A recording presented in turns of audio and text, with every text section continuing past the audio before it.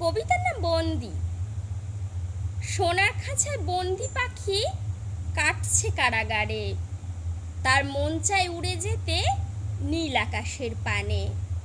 খাঁচার ভেতর অনেক খাবার, অনেক রকম ফল, ছটফটিয়ে মরছে প্রতিদিন, কেউ দেখে না চোখের জল।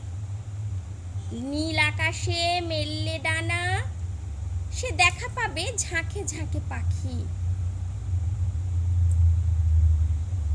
আমার পাজে শিকলে বাঁধা আমি এক বন্দিনী, গাছের কোটরে ঘুমিয়ে পড়তাম, সেটাই আসল বাসা।